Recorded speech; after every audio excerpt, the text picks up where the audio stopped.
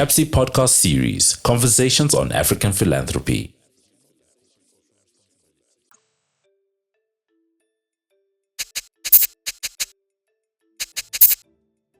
Welcome to yet another episode on African Philanthropy, Conversations with me, Bhekinkosi Moyo, the Director of the Center on African Philanthropy and Social Investment at Wits Business School. I'm so happy today to be joined by Chantal Uwizera. Chantal is with Save the Children. Is it international? Did I get it right? Yes, Save the Children UK. International. Welcome, Chantal, and I'm happy that you could make time to join us here in Cape Town at the margins of the PASA conference. Thank you. Thank you so much, Becky, for having me. Great. It sounds like, or it seems like we are meeting a lot. Yeah. A couple of weeks we were together in Kigali at the Africa Philanthropy Forum conference, the 2022 version. I actually thought it went very well. I was super impressed by the logistics, by the organization, but also by the substance of the conversations that took place. What was your take on the conference? Yeah, no, I agree. And it was also just really great to have it, you know, happening in Kigali for the first time, and also having it physically for all of us to be gathered since COVID-19. And I think it was really great. And it was also interesting to see how many people came together and the different topics that were discussed. And for me, coming from the international organization, is also created a space for us to be able to engage with other organizations and philanthropists as we continue to find ways that we can collaborate and work together. But I think it was fantastic, and I'm really looking forward to some of the initiatives that were launched, like the starting point, bringing together local organizations, how they can access funding to African funders, but as well as global funders. So that, I think, for me, was one of the key initiatives that was launched at the forum. Yeah, so that was one, and also the launch of the gender initiative, which I think, you know, for most people was also the highlight, where the First Lady also spoke and gave some of her insights. You are from Rwanda yourself, yes. So this should have been the happiest moment for you. I was telling Mosun and other colleagues that actually, to the best of my knowledge, I'm not aware of any country that has formally written a strategy on how to engage with philanthropy.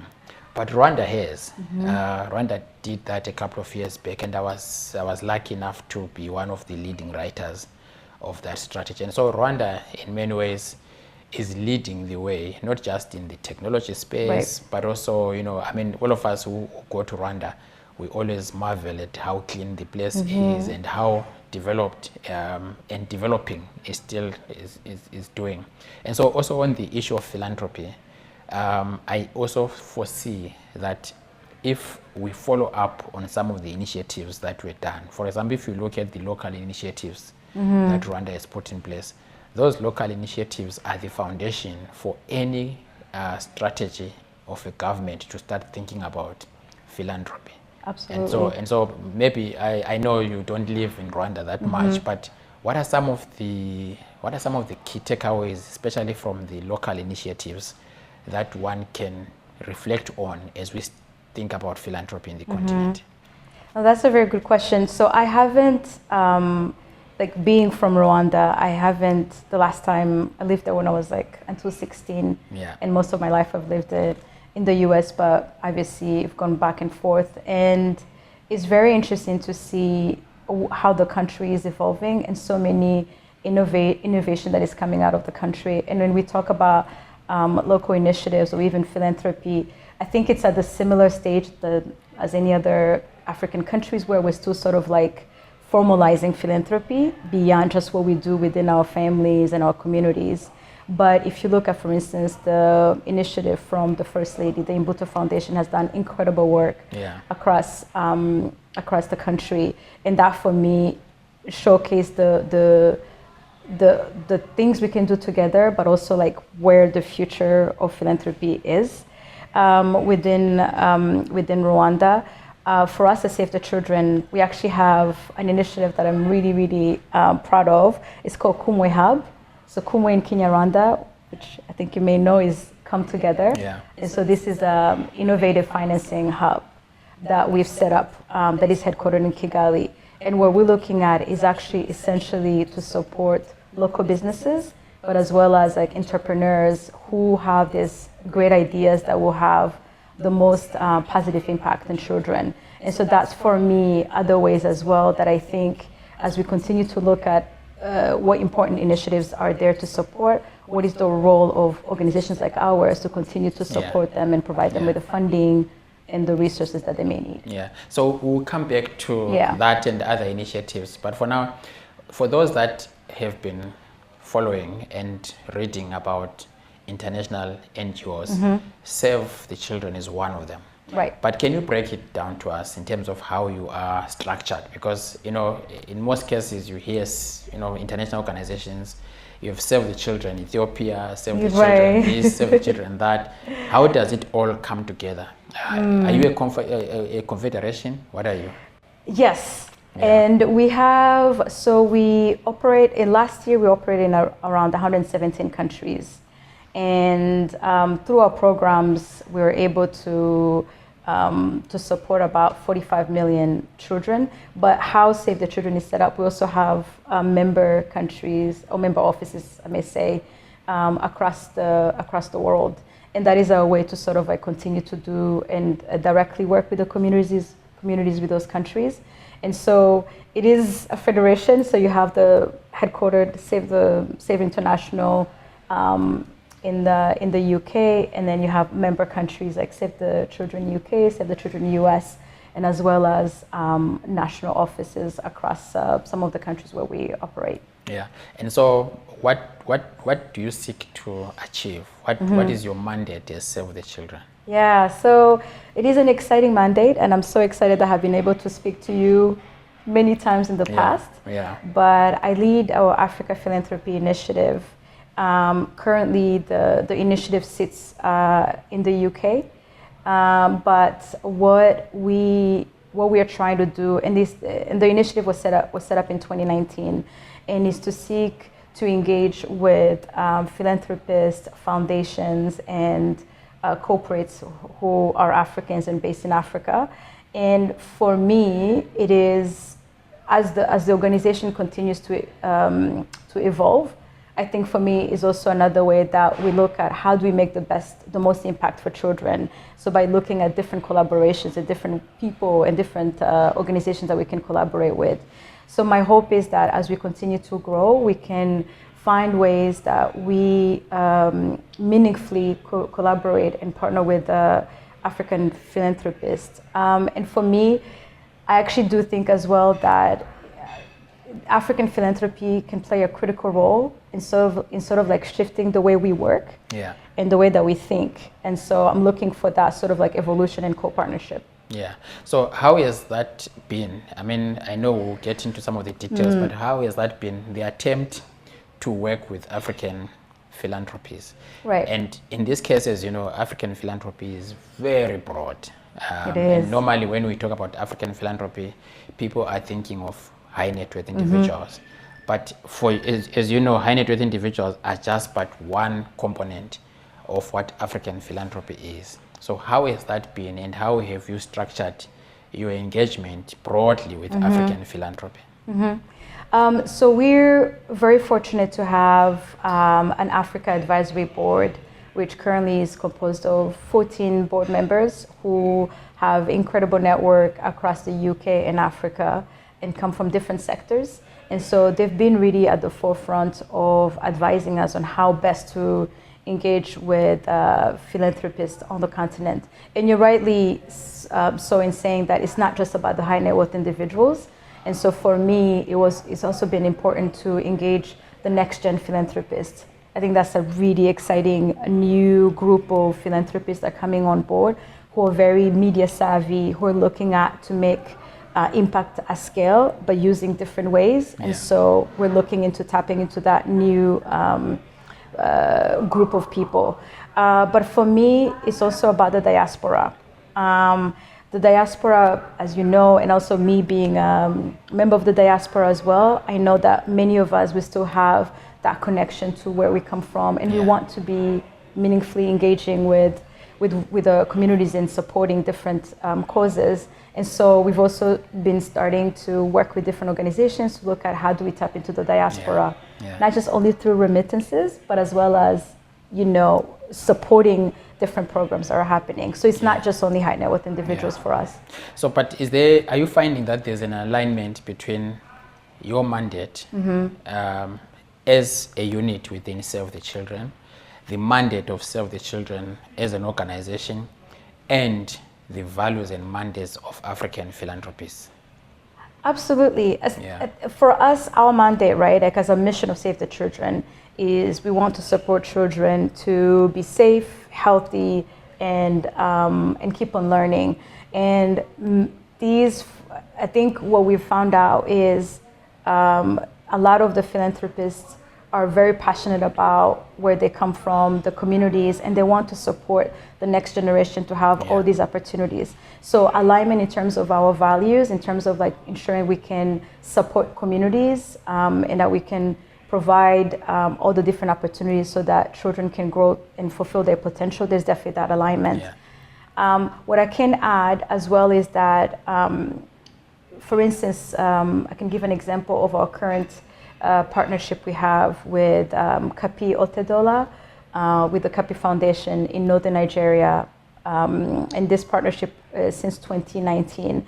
And what we've seen over the years is that they've also pushed us to think differently and to redesign our programs so that we can actually create more impact. One example is that how do we go beyond just doing sort of like implementing our programs and supporting girls' education in the northern part of Nigeria, but also how do we invest in strengthening other local partners who are doing similar work so we can create a stronger ecosystem. And so this idea came from Kapi herself, who sort of said, I want to support other organizations, and how do we work together with Save the Children?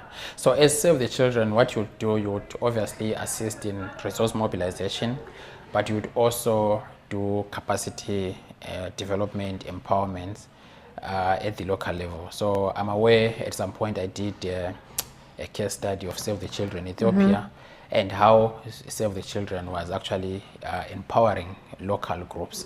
And what you're describing is a combination of that with this case study in the northern part of Nigeria. And I'm assuming that you would have similar cases across the continent. Yes, and I think that's a very exciting opportunity where we see collaboration with African philanthropists. And for us, it's not just about building the capacity of those organizations, but it's also about using our network and so that we can be able to provide more visibility to the work that they're doing. And often in so many of the countries that we're working, there are incredible philanthropists who are interested in supporting local organizations. So how do we partner together, utilizing our network so that we can create impact at scale? A couple of months back, you and I spoke about your philanthropy strategy and how it came about and what you seek to achieve. Would you want to talk a bit about the genesis of your strategy and some of the key pillars of that strategy as it pertains to your engagement in the African continent? Thank you, and you've been also an incredible support of our strategy. Somewhat. As we continue to evolve it, so thank you for that, and having you as a partner has really helped us to think through, because you've done incredible research around this issue. So a couple of things happened, right? The initiative, we were looking at reframing the way that we engage with philanthropists right after COVID, because COVID has changed quite a lot of things. And we've seen many of the challenges that we were facing, for instance, COVID, and then you have climate change, and then you have conflict, have really reversed so many of the progress we have made collectively. And also with the global Black Lives Matter movement and the charity So White campaign that sort of like really forced us to look internally and externally. How do we do our work, our images, and how we portray our images, but as well as how do we partner with various organizations.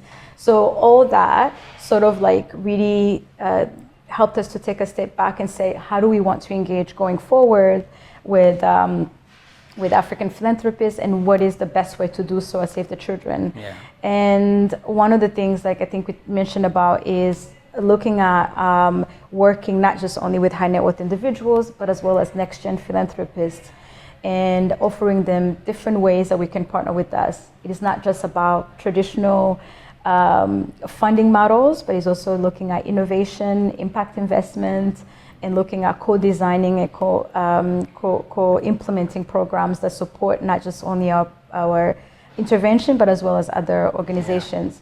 And then the other part of the pillar is also about raising the visibility of philanthropists. We know what they do on the continent. Some of the philanthropists are also rightly recognized globally on what they do, but not everybody knows. And so the second pillar is about how do we raise the visibility of the incredible work that they're doing, so that we can start changing the narrative that is not just about funding that is coming from Global North, but is also funding that is coming from Global South. Yeah, and so earlier on you were talking about your work at a community level, and you and I know that there's been this debate around the need to reimagine the international non-governmental organizations. In fact, last week or so, I shared a panel with Danny from Oxfam GB, and he was referring to, one Ringo reimagining INGOs. And there's a whole process right now around what does it take to reimagine an international NGO, especially given the debates that are happening right now. Right. But he also brought in two other elements that in addition to Ringo, there are other groups that are thinking about Gingo, which is growing international NGOs. So instead of reimagining them, you actually want to grow their impact, you want to grow their sizes and so forth. So that's another extreme, right? But there's also, I think he talked about reducing international NGOs, which is Ringo, right? So where do you see yourselves as Save the Children in that spectrum? So there's the reducing the international NGO presence and impact in the world scale, especially in the Global South. There's reimagining, and then there's growing their presence. As Save the Children, where would you sit? You might not have a position yet, but where, if you look at your programming, you look at your mandate, you look at your philosophy, where do you sit? What do you see as your role as an international organization, especially in the Global South? That's a very good question.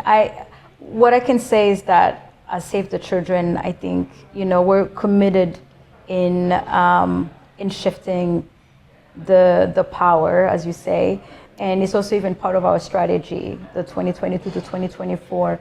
And how do we reimagine? I think reimagine is probably the best word.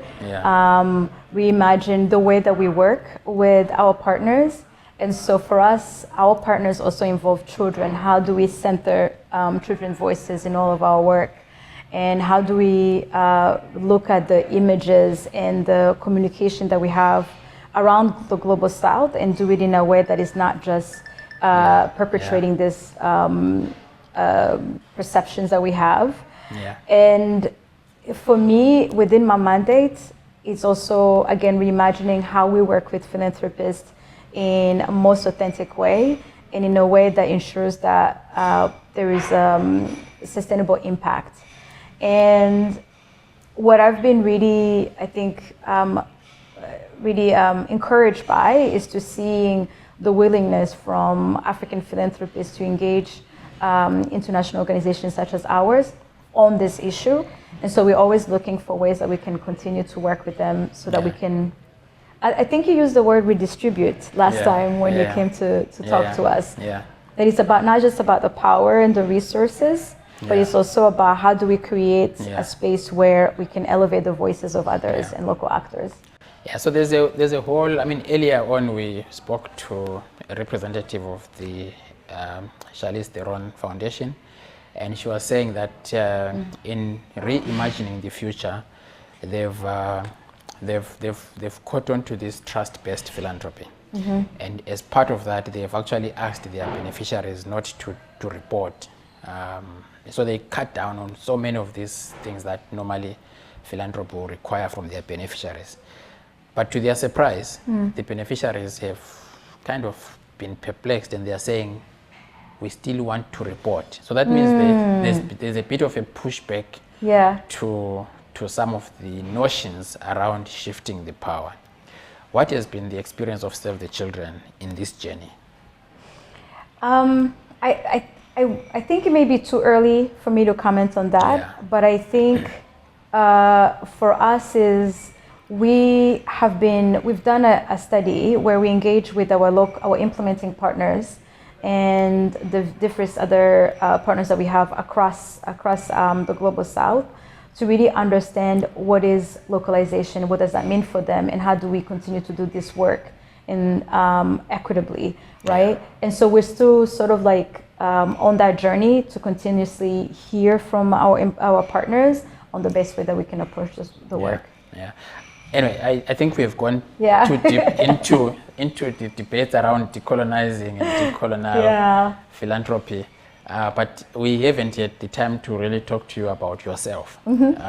So I know you said you haven't lived in Rwanda that much. You moved to the US. You live in the diaspora, so you are part of the 6th region, as the African Union would define us.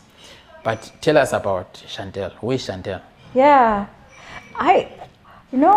it's a very interesting question. I don't even think I actually sat down and thought about who is Chantal. But for me, the reason why I say, having lived in Rwanda and in the US, those two countries have really influenced the person I am and the opportunities that have been afforded, but as well as the career that I've chosen. So I did all my schooling in the US and had my undergraduate degree in political science and international relations, and then later on my master's in international peace and conflict resolution.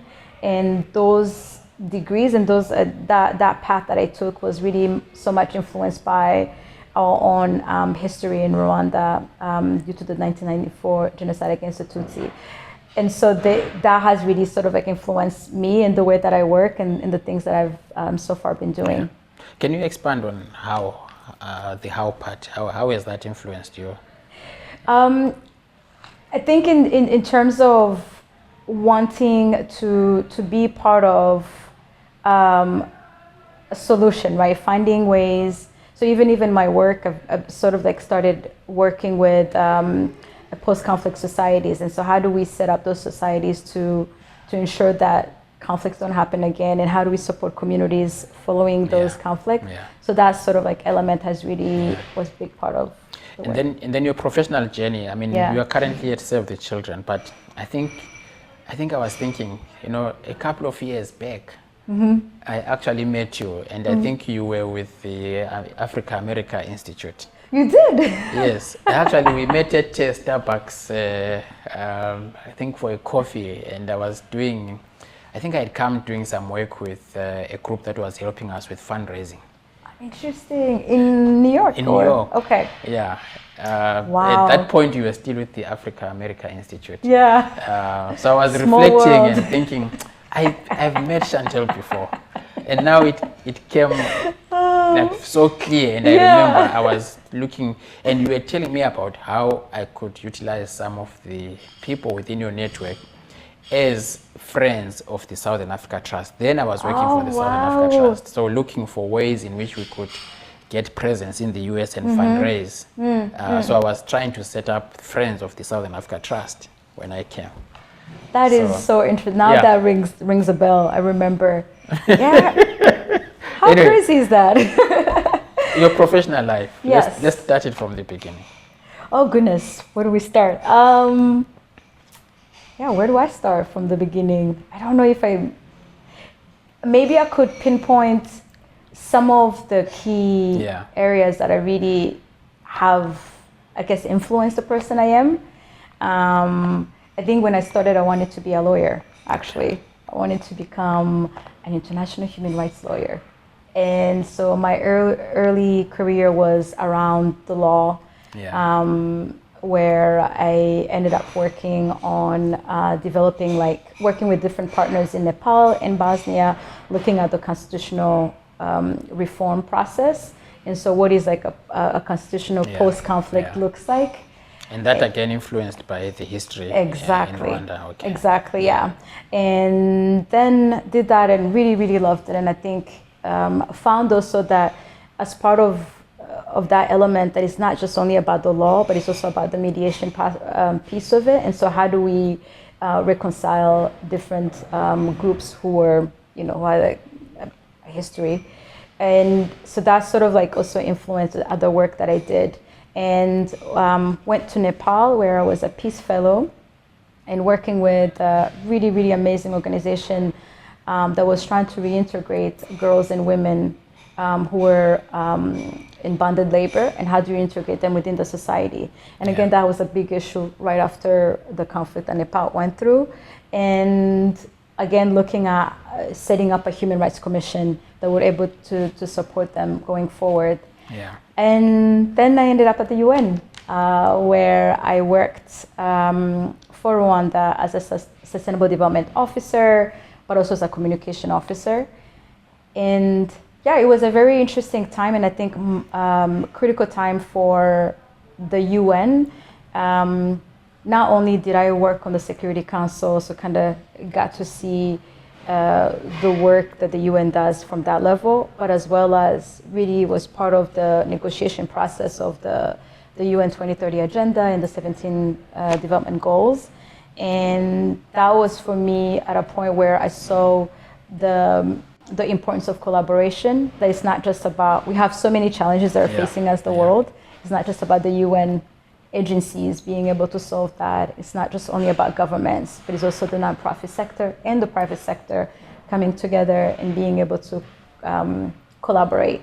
And that sort of like led me to the nonprofit. It was like, let me see what we do with some of those policies that we have implemented and have agreed upon at that level.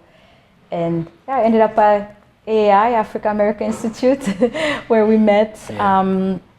Was there for quite some time, and more so joined where at a time where we were shifting from the model of providing scholarships to individuals to attend school in the US, more so to look at the continent within and seeing how do we support the universities and how do we reform their curriculum so that young people can join the job market with the skills that they need. So you'd understand why I've gone that route. Yeah. I've gone that route because I want us to come back now to what are the kind of collaborations that you personally are keen on or you have worked on as you are leading this Africa dimension of Save the Children. But also, how were you prepared by these different professional experiences and bodies? Because you've almost come full circle, so to speak. So maybe we can address the issue of collaborations as well as how these professional experiences have prepared you for the kind of function that you are currently leading. I think what has maybe the one of the things that I've learned when I see my career, what I'm so grateful for and what I know is that there was always that dotted line that is all about Africa. And so all the various skills and the people that I've met throughout my career have all been influential in the work that I'm doing now. And so I understand that it's important to change the narratives on how we think about African philanthropies and how we think about development in general. And it's also important to work and partner not just only with like-minded organizations, but it's also with academia, working with the individuals and the private sector, because the challenges we're facing, they cannot just be solved by one person, and each part sort of like bring that innovation to it. Yeah. And so back to where we started, where to for Save the Children, but I'm more interested in the Africa work that you are leading. Where do you see yourselves in the next 5 to 10 years? And what would be the key issues that you think are going to be confronting you as an organization? I know broadly the mandate is to work with children, right? But that's broad. Children are affected by climate change, children are affected by inequality, children are affected by technology, and so forth and so on. So in your case, as you gaze into the future, what are those key issues that you think if we don't attend to them as Save the Children, then we will be irrelevant? Wow, that is a big question. I think for me, I want to say that we're in the right path, that we're engaging with philanthropists and we are taking time to for instance, attend the Africa Philanthropy Forum because we want to really understand the best way that we can partner and work together. And as we evolve, we will need those partners. And so for me, in looking in the future, I would love to get to a place where when we look at the donor base and when we look at the big funders we think about globally, we have some of the African philanthropies being represented. I think that's a very big, important piece about changing the narrative. And also it's also a great way for us to shift the way that we work and work in a way to ensure that we are, again, making impact at scale. Some of the challenges, I don't think it's so much about our partnership with philanthropists, but I would just think about global challenges that we're facing, that I do think is actually very critical that we do come together regardless of what angle we're taking. And I wouldn't go by, out without highlighting what's going on in the Horn of Africa and the hunger crisis. And for me, that's actually a really great opportunity that I think that philanthropists can come together in being able to support our brothers and sisters in the Horn of Africa who are really facing one of the worst hunger crises ever. I think we keep on saying that millions and millions of people are facing malnutrition, acute malnutrition. And for me, I would love that because African philanthropy, the way it is right now, we tend to look inwards and support our communities. How do we go beyond and actually support beyond our borders and be able to mobilize the resources that we need to support, for instance, the Horn of Africa? And that's what I would love for us to be. And secondly, to go another step down and look at individual giving and providing mechanisms that allow individuals such as you and myself to be able to still support interventions across the world, not just only always focusing on the high net worth individuals. Yeah. So we are really wrapping up now, but I also wanted to maybe ask you questions about, so when we were in Kigali, the theme of the conference was closing the gender gap. And I see that you also serve in various roles, in boards, but also you've been in different international spaces. What has been your experience as a woman in those spaces? But more importantly, as you are leading, the initiative as head of Africa Philanthropy within SELF, are there things that you are thinking about addressing, especially as they pertain to a girl child, and how that girl child has to be given opportunities as they grow up, whether through education or otherwise, so that by the time they reach a particular age, they are not talking about the same issues on closing the gender gap as we are doing right now. Oh yeah, in my short career that I've had so far, obviously as a woman, you face those barriers, and I'm so fortunate that I come from a family that is really, I'm surrounded with many sisters, so I had that sort of like foundation and the support that I needed in order for me to grow and to be more confident and then pursue my career. And that is why I'm on the board of Resonate, one of the really amazing organizations based in Rwanda, because I do think it's really about instilling confidence in young people and providing them not just only opportunities, but also the the belief that they can achieve what they can. And as part of like Save the Children, what I love about our programs are that they are really grounded in community acceptance, right?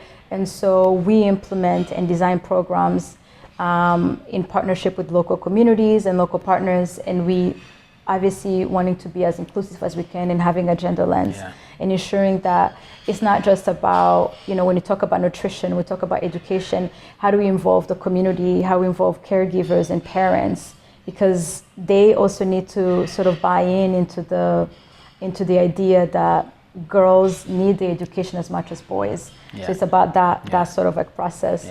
And I hope and I think we're making progress, obviously slow progress in globally, but I hope that by the time our younger kids grow up, they won't have to deal with some of the issues that we dealt with. So we end by taking a look at that banner behind you, which is Kisima, African Giving Platform. I'm sure you know what Kisima is. Kisima is a Swahili word for a well.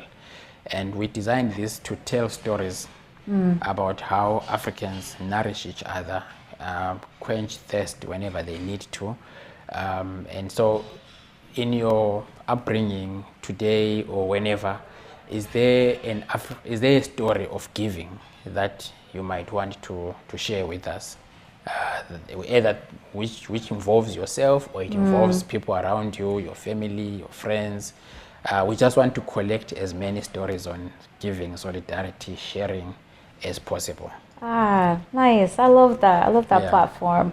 I think I grew up, I feel like that's a similar story to many African households, but I really grew up this idea of giving and giving back, seeing what my parents were doing and how my parents were supporting different people within the community. And my parents were big on education, so you can be not just family, but anybody. But if you come and say, I want to go to school, and they have the means to, they will support you until you finish school. I don't know if there is like one particular moment, but whenever I think about giving back and whenever I think about what it means to share the resources, I always go back to my mom and how she was just so generous about her time and her space and opening up her home to everybody to support them. Great. So thank you so much, Chantal. I'm happy you made time to come and talk to us. We still have a lot to discuss as you journey with this program and initiative on African philanthropy and how Save the Children can create opportunities, but also build relationships, especially with the communities. I think if there's one thing that you are known for as Save the Children is how embedded you are within communities, and I think you should continue with that. That was Chantal Uwizera, Head of African Philanthropy within Save the Children International. Thank you for watching the episode. See you next time.